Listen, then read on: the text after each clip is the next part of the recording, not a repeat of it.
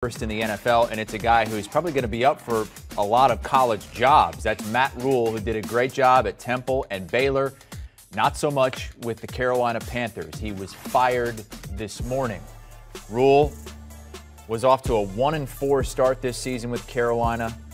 They put their eggs in the Baker Mayfield basket, and that has not worked out. Rhule let go in the middle of his third season, a win-loss record of 11-27. A bunch of ranks that are bottom 5 in the NFL, including winning percentage since he was hired, points per game, total yards per game. Assistant defensive coach Steve Wilks named the interim coach. He was head coach in Arizona for one season, won just 3 games. So for more on this, we want to bring in our Jonathan Jones, who covered the Panthers for many years in Charlotte. JJ, do the Panthers regret not just making a move this past offseason and trying to give Rhule one more year to figure this out? I think at this point they have to, right? If you had known that your decision after year 2 was going to lead to a 1-4 start, you have to regret the decision. And I think a number of reasonable people were in David Tepper's ear last year, the owner of the Carolina Panthers, saying, cut your losses. You know, you hired this guy in Matt Rhule, a fantastic college coach, as evidenced by his turnarounds at Temple and at Baylor, who you signed him to a 7-year deal, a contract that was really unheard of for someone with his sort of resume, at least at the college level and not at the NFL level. It's not working. You know, he won 5 games out of 16 in his first year. Okay, it was COVID. Okay, it's a rebuild, sure. Next season, 17 games. He wins 5 games in that year. And then you wonder, well, you don't have the franchise quarterback on the roster. You've had 2 years to identify who that person is. You haven't done it. Doesn't seem like things are getting better. And so why don't you do it at the end of the 2021 season?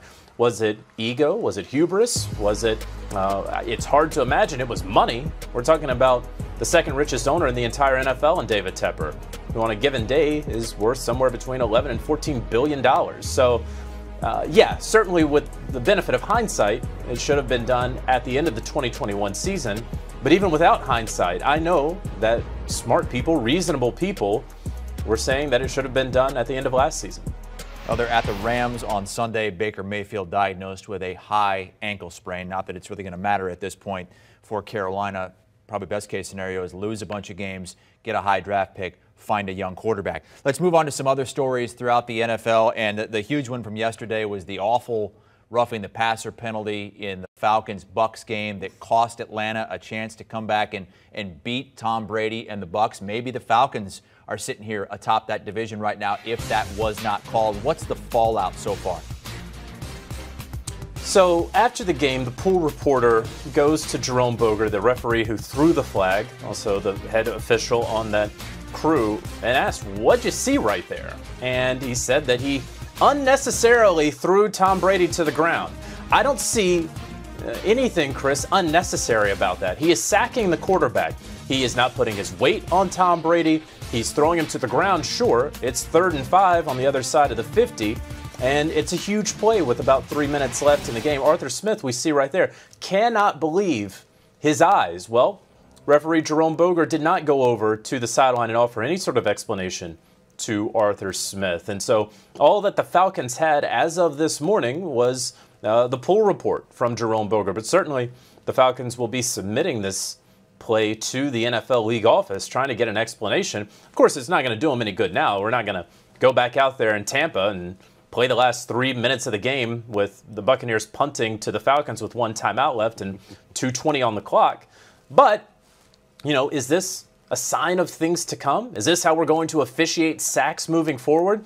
I hope that we learn that that is not going to be the case, because there was nothing illegal about that play in my eyes, as someone who's been watching the NFL for some time, in the eyes of many, many people. This has been a roundly criticized call. And you know, Chris, I saw some stuff out there yesterday about maybe the official thought it was similar to the Tua Tagovailoa hit, where he was sacked on that Thursday night game and his head hit the back of the ground, and obviously he was concussed.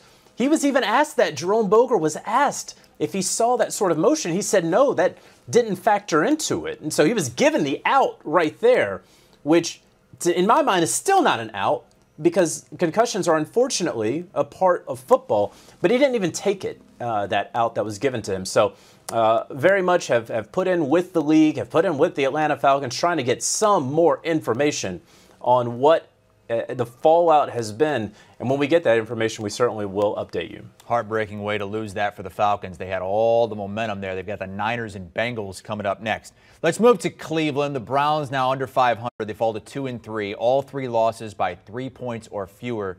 But Deshaun Watson does begin his road back to the team today. What's that going to look like?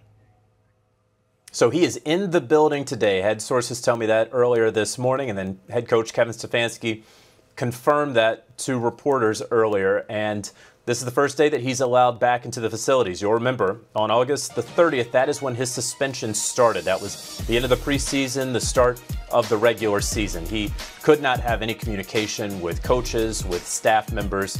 He was in a group chat with some teammates, but he couldn't even talk to his coach, his quarterback's coach. He couldn't get a game plan or playbook or anything like that. So he's been working out in the Cleveland area these last 4 or 5 weeks. And so now he can come back. And so we see right there he's going very likely to be on the field against the Houston Texans on December 4th. It'll be 700 days since he last played an NFL regular season game.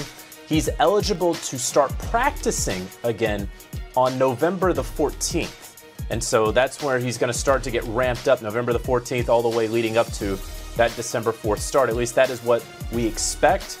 He still has to fulfill the terms of his settlement agreement. It's an 11-game suspension. It's a $5 million fine. It's also meeting with professional clinicians for behavioral treatment. Of course, he was suspended for multiple allegations by massage therapists of sexual misconduct. And so he is by no means in the clear or anything like that. You know, the suspension continues. This is yet another step being back in there. He can have meals in the cafeteria. He can work out individually with the strength and conditioning coach, but he can't even watch Cleveland Browns practice for another month right now. So he can be in there and talk with some coaches, but still very limited in what he can do. Now, they had some major missed opportunities the first month of this season where they could say we are in first place in this division. They're not. Only one team above 500 right now in that division, and that's the Ravens. Let's go to a division where 3 teams are feeling really good about themselves. The NFC East. You've got a couple teams at 4-1, the Eagles at 5-0. Cowboys unbeaten without Dak Prescott so far this season. They win again, this time in L.A. against the Rams. They have a huge game against the Eagles this coming Sunday. What's Dak's status for this week? So after the game yesterday against the Los Angeles Rams, Dak Prescott told reporters that he is day-to-day. And so he can begin to grip a football. He is going to see a specialist on Tuesday. That will sort of chart his immediate future. Mike McCarthy has said, I want him there for a full week of practice before I put him out there on the field. Well, that involves Wednesday, Thursday, Friday. So tomorrow on Tuesday, that is a big point for Dak Prescott. And then is he taking the field for practice on Wednesday in any sort of capacity? We've eyed that that matchup against the Philadelphia Eagles, but it may be another week. And why is that, Chris? Well, I mean, quite simply, the Dallas Cowboys don't have to rush Dak Prescott out into the field right now. They have a good thing going.